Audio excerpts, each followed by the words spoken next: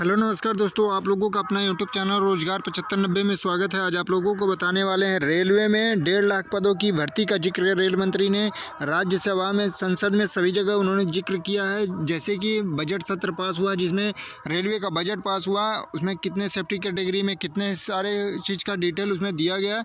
तो उसमें रेल मंत्री जी ने कहा है कि 1.5 लाख नई भर्ती हम करने वाले हैं। तो इसके लिए काफ़ी छात्रों का मैसेज फ़ोन आना स्टार्ट हो गया है। न्यूज़पेपर में काफ़ी अपडेट छपने लगी हैं कि 1.5 लाख नई भर्ती आने वाली है। तो कौन कौन से पदों पे होने वाली है, कौन सी भर्ती को इसमें ऐड करके बताया गया है, इन सारी चीज़ों को हम क्लियर करने वाले हैं। क्या 2025 की भर्ती जो 22,000 पदों पे आई है, क्या उसको बढ़ाने की मांग चल रही थी, क्या वो बढ़ने वाली है?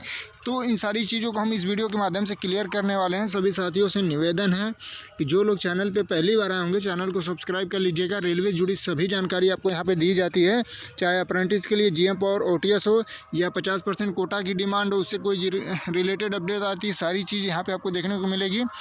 तो जैसे कि आप लोग यहाँ पे देख भी पा रहे होंगे, रेल मंत्री जी का संसद से ऐलान 1.5 लाख नई भर्ती। तो उन्होंने जैसे ही वहाँ पे कहा है कि हम 1.5 लाख नई भर्ती करने वाले हैं, जैसे कि यहाँ पे आप लोग देख पा रहे होंगे न्यूज़पेपर में भी जो अपडेट आ रही है।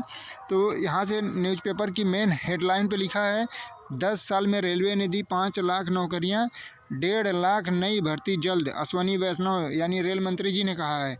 तो फिर इसमें देखिए रेलवे का जो बजट पास हुआ है उसका भी जिक्र करते हुए इसमें पूरा डिटेल से बताया गया है। नई दिल्ली, यहाँ पे देखिए रेल मंत्री अश्वनी वैष्णव जी ने राज्यसभा में कहा कि पिछले 10 वर्षों से भारतीय रेलवे की वृत्ति सेहत के उल्लेखनीय सुधार हुआ है और अब सभी खर्च पूरे करने के बाद रेलवे के पास छोटा राजस्व अधिशेष बच रहा है। उन्होंने बताया कि 24-25 के वित्तीय वर्ष में रेलवे का आवंटित रेशियो 98.22% रहा। सकल ट्रैफिक प्रतिशत, मतलब इन्होंने पूरा रेलवे का एक एक चीज़ उसमें जिक्र करते हुए, बजट सत्र का जिक्र करते हुए उन्होंने बताया कि रेलवे पहले की अपेक्षा अब बहुत प्रगति कर रही है। उसमें जो हमेशा दिखाया जाता था कि रेलवे घाटा में चल रही है, अब वो प्लस में आ गई है, घाटे में नहीं है अब की बात। तो इन सारी चीज़ों का जिक्र करते हुए रेलवे जो भर्तियां होनी है उसका भी जिक्र उन्होंने कहा है। और यहाँ पे देखिए छात्रों के लिए उन्होंने क्या कहा था इस भर्ती से रिलेटेड, देखिए हम बताए हैं कि छात्रों की शिकायत के लिए वार रूम तैयार किया गया है। उन्होंने कहा कि 18,000 असिस्टेंट लोको पायलट की पदों की भर्ती प्रक्रिया पूरी हो चुकी है और नियुक्तियाँ शुरू हो गई हैं। परीक्षा केंद्र से जुड़ी शिकायतों पर त्वरित कार्रवाई के लिए रेलवे ने वार रूम भी बनाया। रेल मंत्री ने पूर्वोत्तर राज्यों पर विशेष ध्यान देने के लिए बात करते हुए कहा कि रेलवे बजट 2,000 करोड़ रुपए से बढ़ा के, मतलब इन्होंने बताया है कि देखिए जो ALP की वैकेंसियाँ 18,000 की आई थी, 2024 की वैकेंसी उसको क्लियर कर लिया गया है। अब ज्वाइनिंग भी उसकी स्टार्ट हो गई है।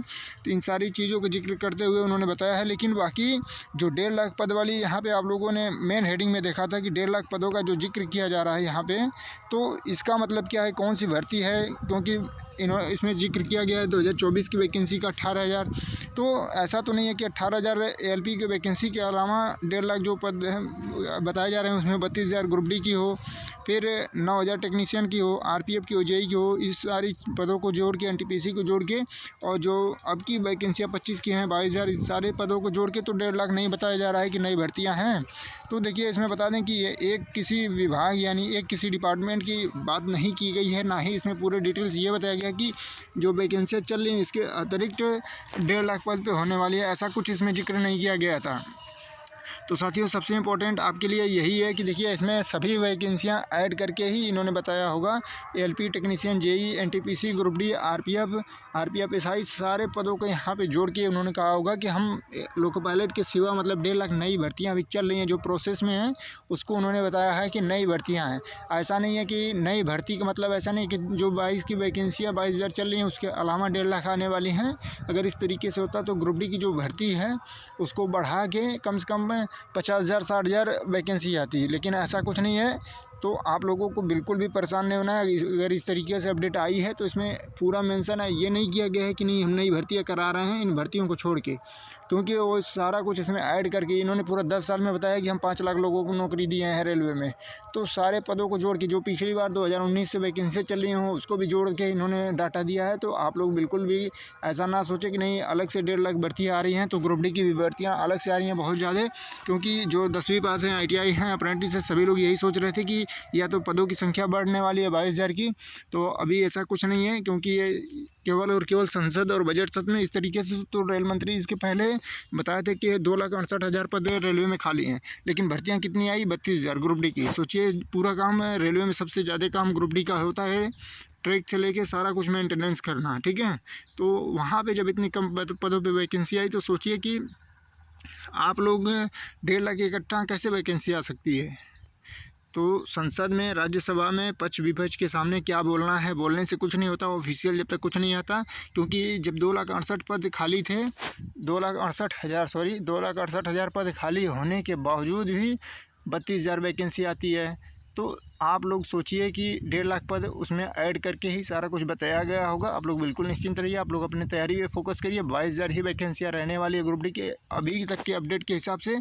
अगर कोई बदलाव किया जाता है तो आपको इस चैनल पे रोजगार 7590 पे देखने को ज़रूर मिलेगा। और सभी साथियों को इन्फॉर्मेशन शेयर कर दीजिएगा। डिस्क्रिप्शन में व्हाट्सअप लिंक है, टेलीग्राम लिंक है, आप लोग ज़रूर ज्वाइन हो जाइएगा। धन्यवाद साथियों।